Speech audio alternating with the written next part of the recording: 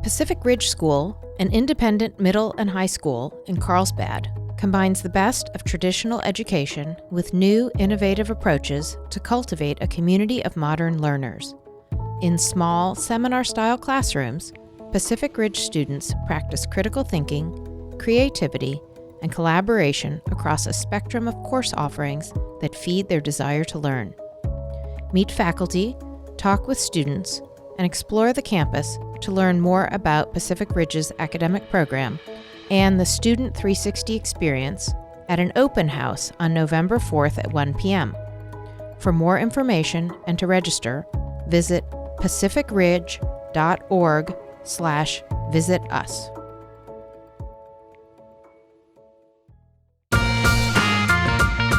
Welcome to the Voice of San Diego podcast, where we make sense of local politics, schools, housing, public safety, the civic issues that impact the life of a San Diego resident. We break it down so you can understand it and make educated decisions. Everything that goes into our investigative reporting, the journalists, public records requests, the data crunching, and this very show depends on the support of people like you because we're a nonprofit news organization.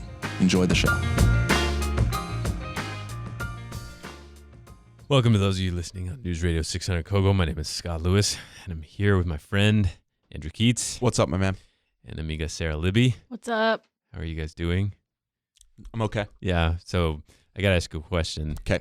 Were you somewhat embarrassed that I was going to the same concert as you last night? When you found that out, was that like, did it give you pause? Because it felt like it gave you pause, like you were kind of... I want to answer the question honestly. Here's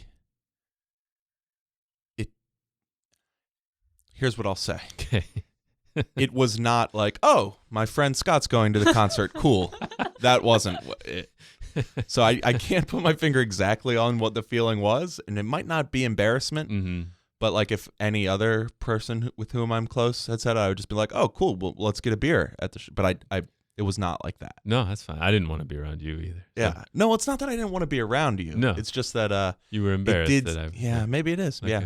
It did. Embarrassment light.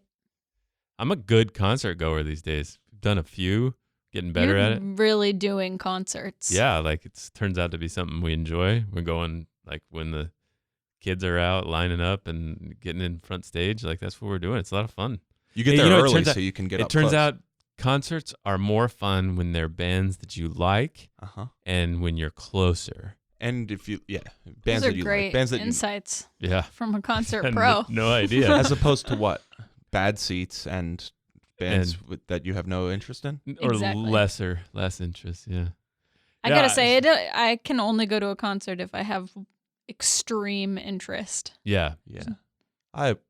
That's true. I'm the stage in my life where somebody's just going to a show and it's like, sure, I'm not doing that anymore. Arcade Fire was amazing. At Viejas Arena, just good stuff. Great. Enjoyed it. Yeah, Good for great. you, bros.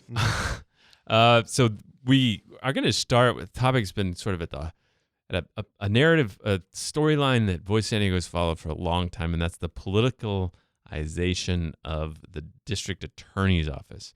So this started for us way back when Bonnie DeManis, the former district attorney, made a pledge that she would never endorse elected officials around the city or the county, that she didn't want to seem like she was in a conflict situation where if she ever had to investigate or prosecute one of these people, that it would turn out that she wasn't in a position to do that. Right. That turned out to be a complete.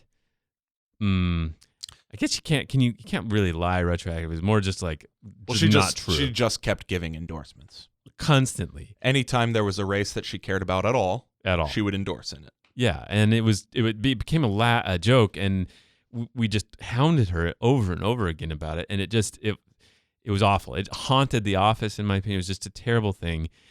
So, I mean, she didn't have to make the pledge. No, she didn't. She was. She didn't have to, and she carved out some dumb exemption where, like, if it's a matter of extreme import or whatever, but every race turned out to be. Meet that bar. Yeah. And then she even ran for mayor while being a city district attorney, getting all the donations and endorsements that sort of effort requires, like fully politicizing her career. And then after she lost, she endorsed in that race also. Yeah, exactly. It just kept going. Can I just say, one time I was driving into work and it was close to the election. I see a woman standing on the corner outside the office waving a sign like, "Vote Jane Smith, Judge."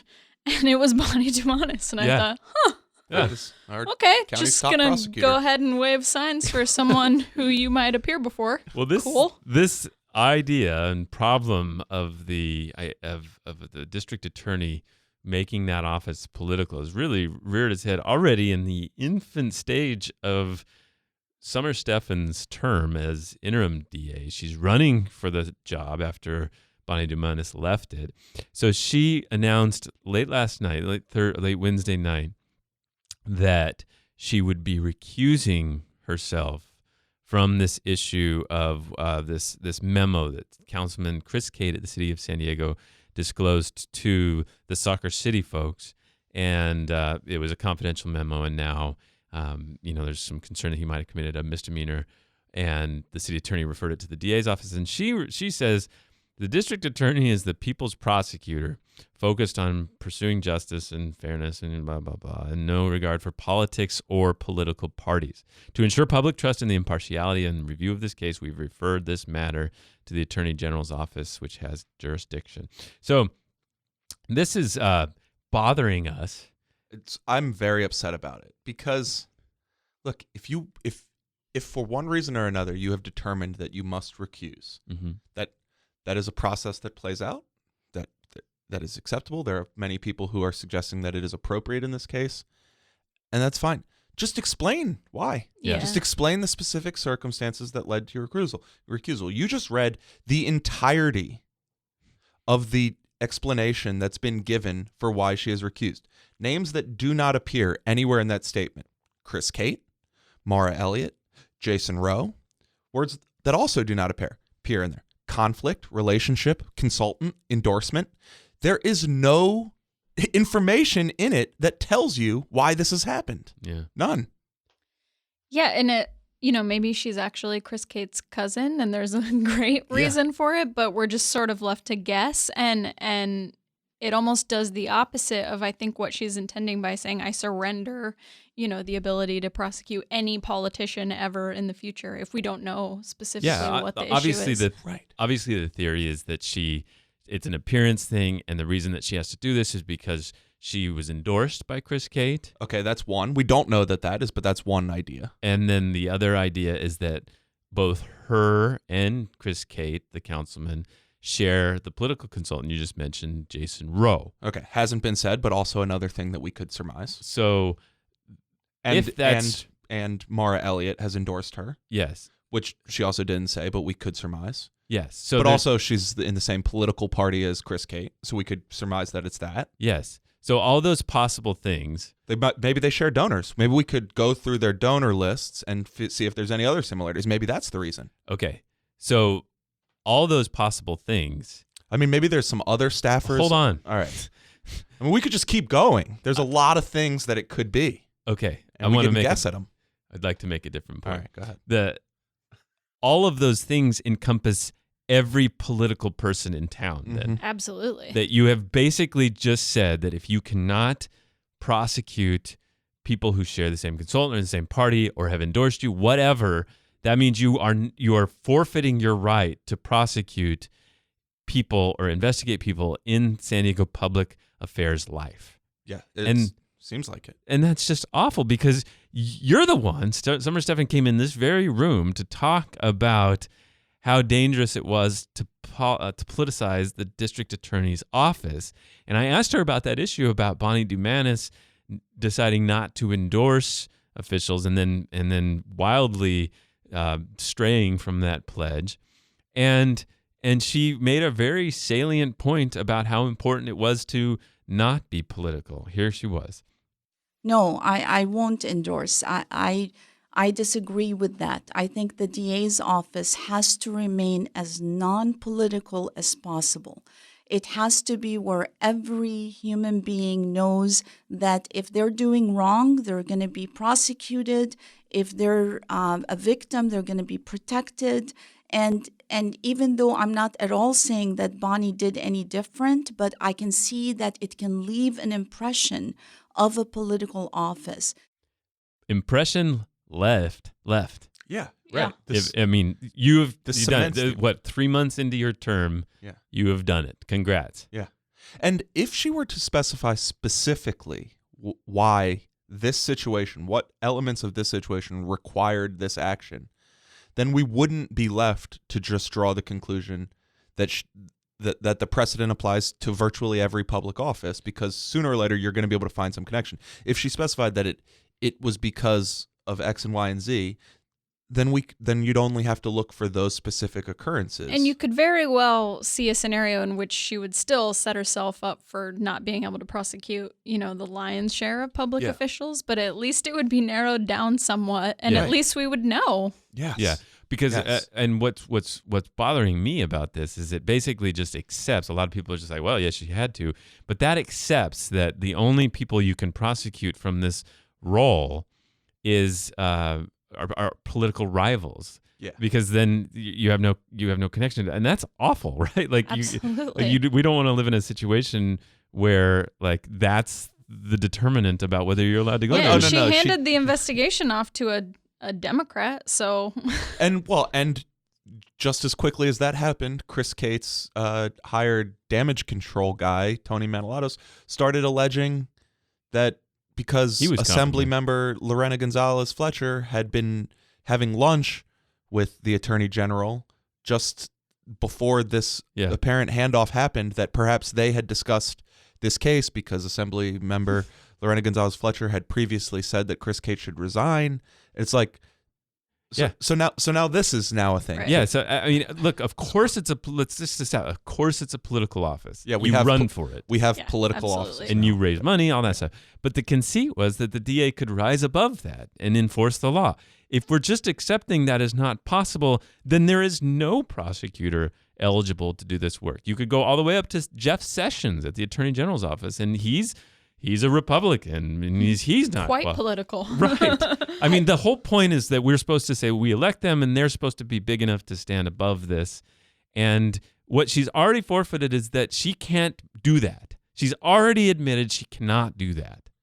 Also, the connection of the political consultant, like, that's so stupid. Like, it's such like making inside baseball politics. Like, well, and if there's only three political consultants it's like in town. conceding to what like the low level people who say what about are going to say no matter what. Right. Well, and it also invites people to support Summer Stephan right now because it means that she won't investigate or prosecute them. Yeah. Like, oh well, I better throw her $500 and come to a fundraiser and give her an endorsement. Yeah, this should be fantastic for Jason Rose Consulting business. Yeah, he could put a little line on his website that says, hey, and all the way, if you do work with me, you'll never get prosecuted by the DA's office. Because it's a conflict of interest that no one could possibly maneuver. Yeah. Okay. Anyway, the statement she put out ends with this coda: there will be no further statements on this issue. All ye who seek clarity, go no further. Yeah. Good to know. Yeah. All right. So Mara Elliott, the city attorney, also, man, I haven't seen a city attorney throw around her influence or his influence like this in a long time. And to have it come from somebody who, like, during the campaign insisted, like, I am not political, I just want to go back to being a bureaucrat who is the city's lawyer is really surprising. Right. So Thursday, she came out with a opinion that has rocked the short-term vacation rental discussion. And it's made me feel very much like Charlie Brown's kicking at the football. Yeah, so we thought this was settled. 4 city council members had already come out bipartisan saying, like, we support vacation rentals. You can rent your whole home out. You just got to go through a major permitting process, and that'll fund an enforcement effort, right? Mm-hmm. And so 4, that means you just need one more. There was a definite couple of one mores out there. This was a hearing coming up on Monday. And then I started seeing the labor coalition start to fire up about this. So on the one side, of course, are Airbnb and those companies. And on the other side, the hotels. Mm-hmm. and the hotel workers union have gotten fired up against these sorts of lax or more permissive rules for Airbnb and the sharing economy. That those are they're coming out against it, and the building trades. Carol Kim from the building trades, the political director of the building trades union, she's been very vocal against vacation rentals over the last 2 weeks.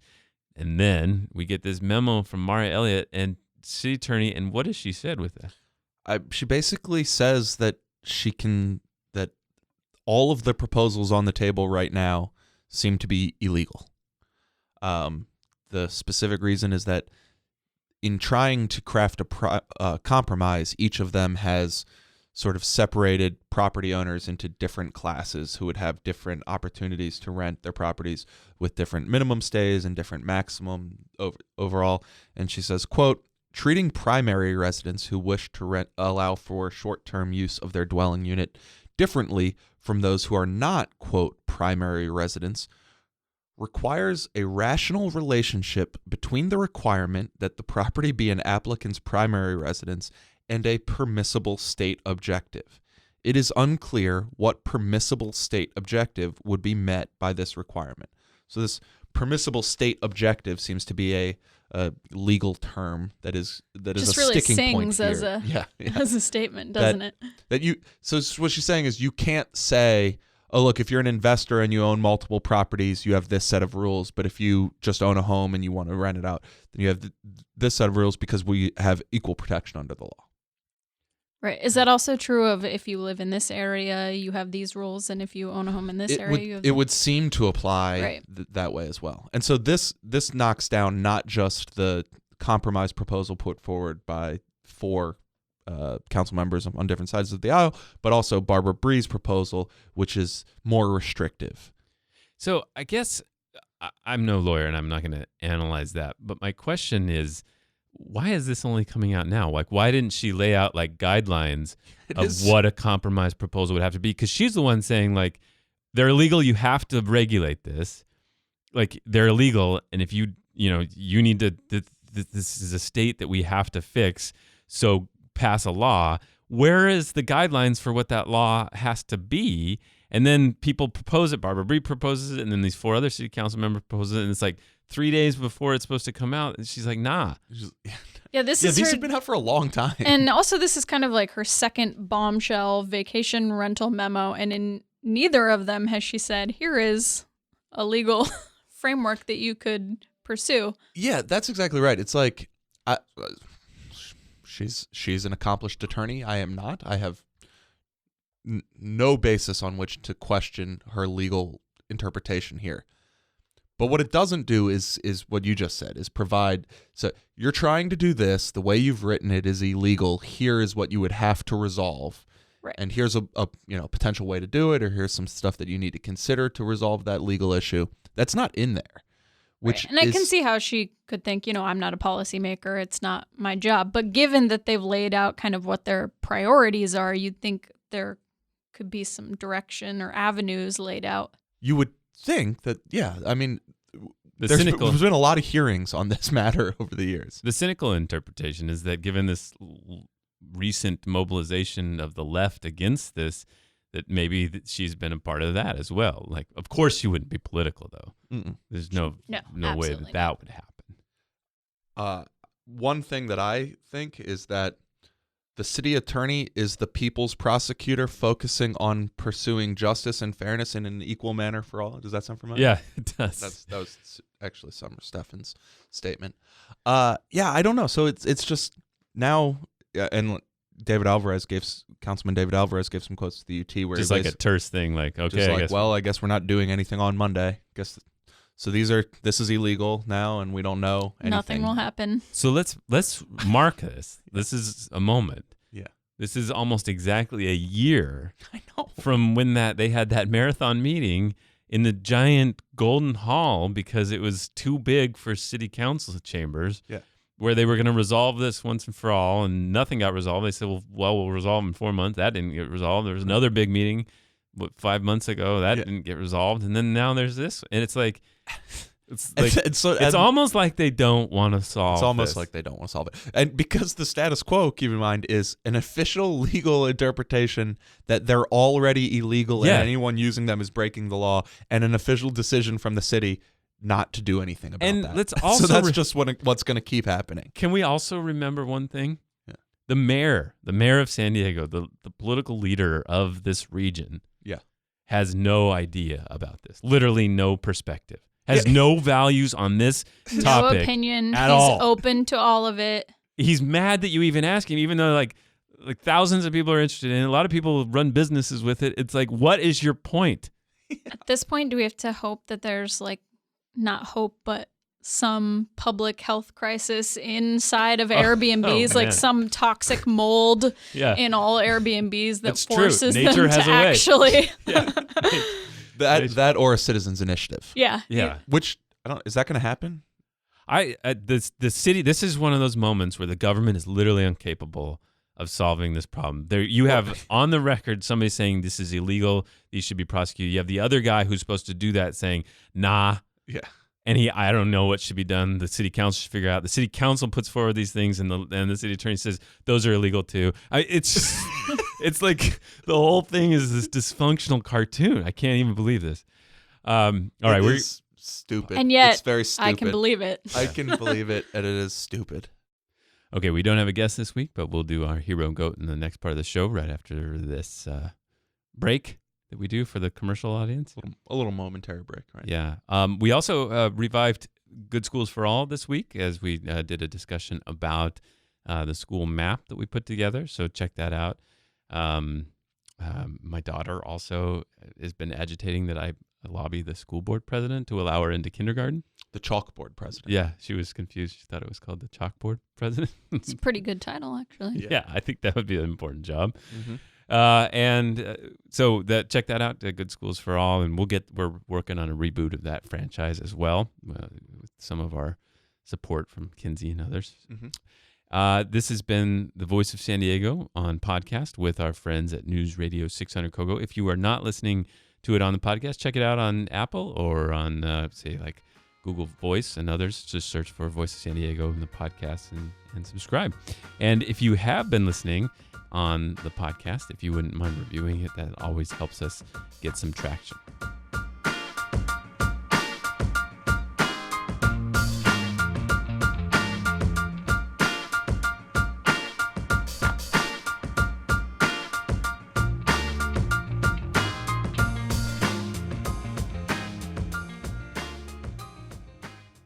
The Voice of San Diego podcast is made possible in part by a proud sponsor of Make-A-Wish San Diego. Make-A-Wish San Diego grants wishes to local children with critical illnesses. Support their efforts by signing up for the Kaiser Permanente Thrive Half Marathon and 5K, or the Ribbon Run on October 29th. Both events are fun, healthy, and benefit Make-A-Wish. Visit www.thrivehalfmarathon.com/ribbon-run or www.thrivehalfmarathon.com to sign up today.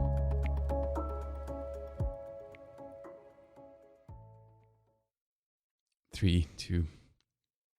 All right, this is that part of the show where I remind people who are listening that this is not free. All these microphones and people that we pay and the parking and the driving and everything, it costs money, and these guys do some great investigative work. So please contribute if you can. It's at voiceofsandiego.org/donate. Our hero of the week.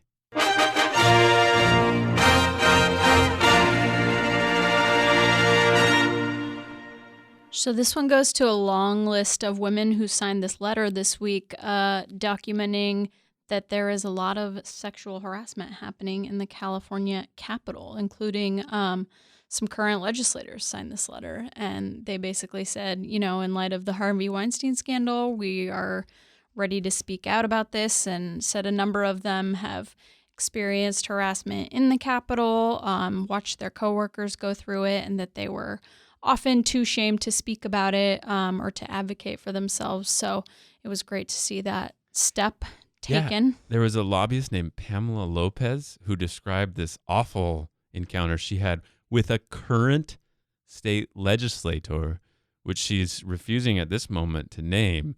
I feel like that's not tenuous. Not that she'll be forced to name it necessarily, but this will emerge. It's one of those things. It doesn't absolutely. feel like it doesn't feel like we can know that there's a predator like that representing somebody at the state legislature and not get called out. It also is worth noting that not only was this both Democrats and Republicans, it was elected officials and state-level bureaucrats and people who work in elected offices. It was not anything resembling like a discernible political coalition. Right. This was just women who work in the Capitol, basically. Yeah. Like and in the political world. It was sort of devoid of a lot of specifics, so I wouldn't be surprised if we start to see even more stories emerge than just that one. Yeah.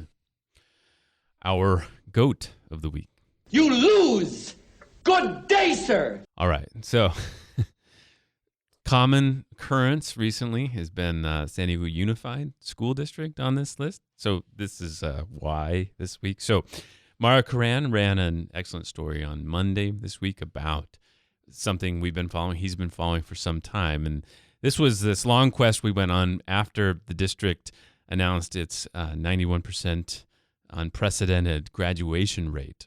And we wondered like how they had reached that record-setting graduation rate. It had been predicted to be less than that. And also we noticed right away that there was that the graduation rate is not necessarily a measurement of how many freshmen start in like 2012 and how many end up graduating. It's a much more condensed reading. The denominator is not that big.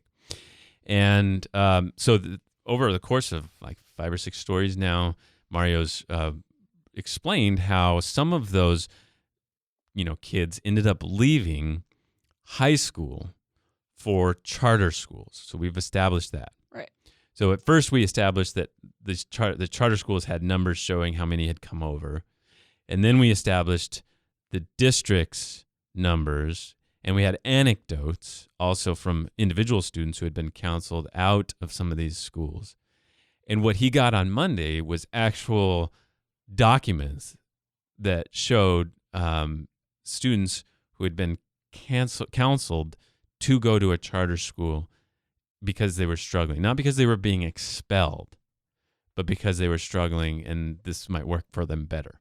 Yeah, there are official forms that the district has that says this person has, these issues. One of them was as vague as life issues or something like that. A lot of them were like credit deficiency, right? Which like very specifically like you don't have enough credits. You should leave this school. Right. And to be very clear, the district is now saying, yes, of course we do that, but that's good.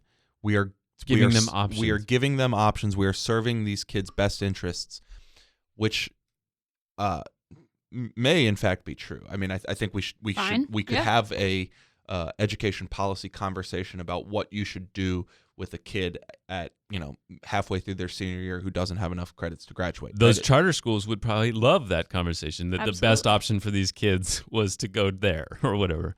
We should be very clear that a short little while ago, the San Diego Unified School District did not say that this happens and it is good. They said that does not happen.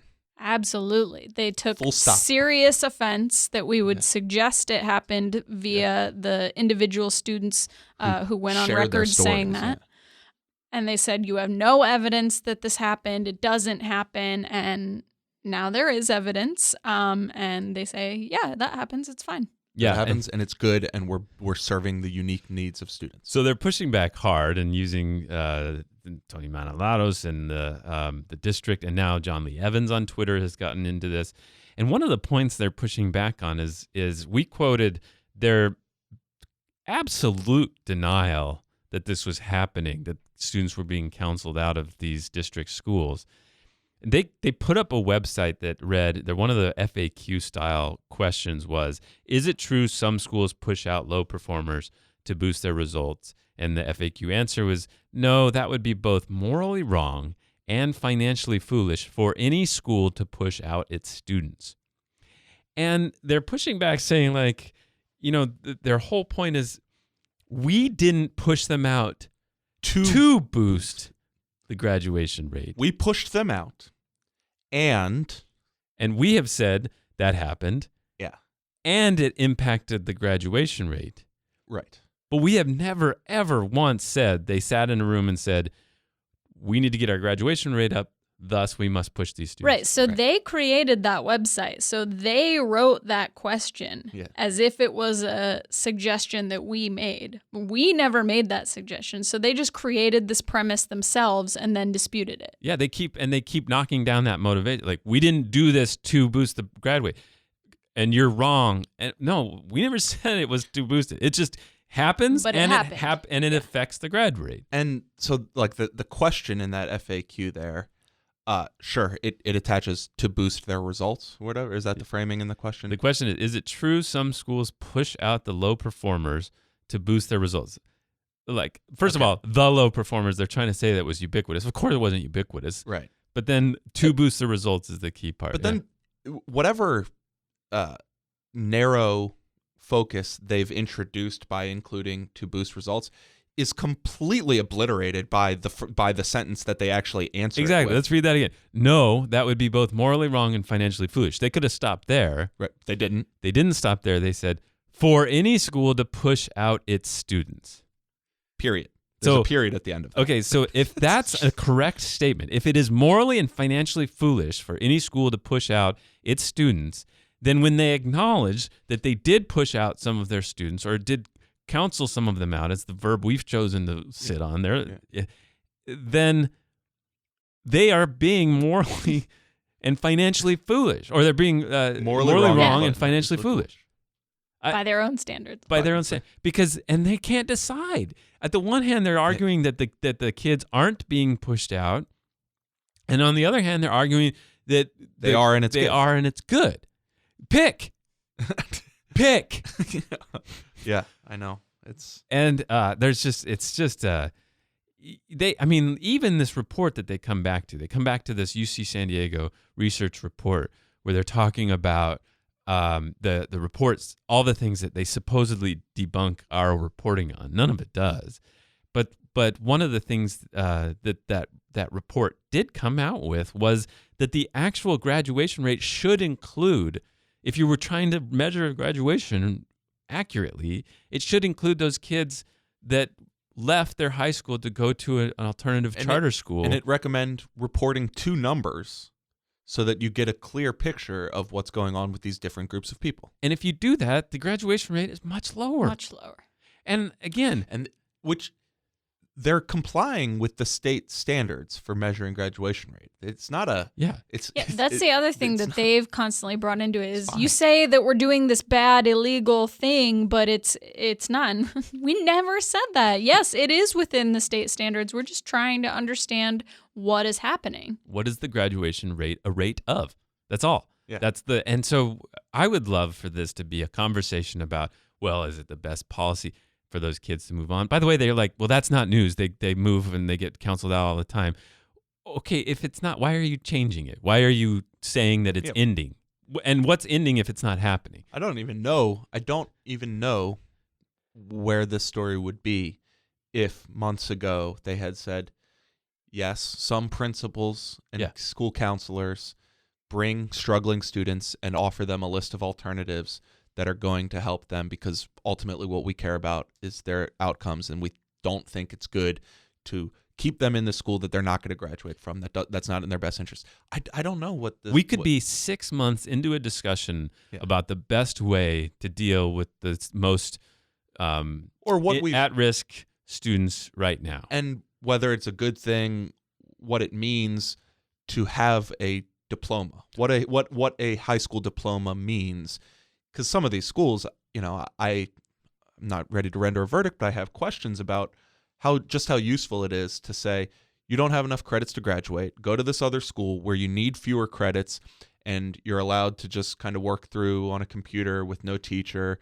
You just take these tests over and over again until you pass, and then you've got a diploma. Like, we're negotiating down the definition of a diploma that may still be in the best interests of certain kids, but I would like to have that conversation. Yeah, we could be in a 6 months into a discussion about the right portfolio of students or schools to deal with these struggling students, the right technology, the right mixture of charter versus traditional, everything could be much better, but they're determined to just fight about this point. Well, because about every point. I mean, it's part of a broader trend by the district to, instead of engage a finding on its merits, whether it's the quality assurance office or any of these problems that various media outlets, including ours, have identified, is their tendency is to just say, here's why you're wrong, here's why you're lying, here's why you're fake news.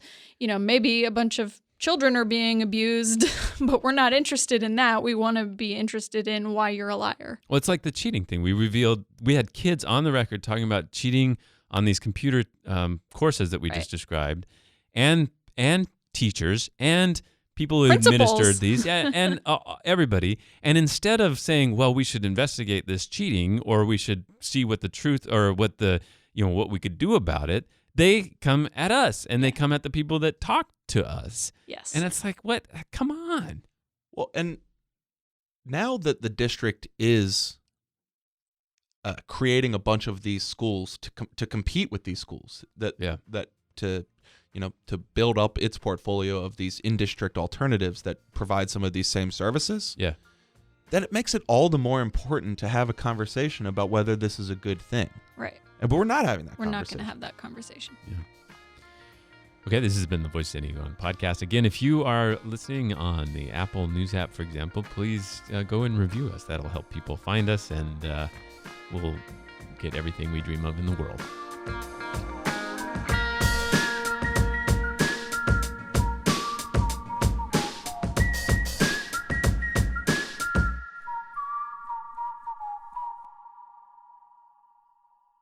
The Voice of San Diego podcast is part of the Voice of San Diego podcast network. Visit voiceofsandiego.org/podcast to learn more about the Cura Chaos show about movers and shakers on both sides of the border, Beer Talk Radio, our business shows Startup Vault and I Made It in San Diego, and the rest of the shows in the network. If you like the show, go to voiceofsandiego.org and click the donate button. Or if you'd like to sponsor it, contact me at kinsey@vosd.org. That's KINSEE@vosd.org.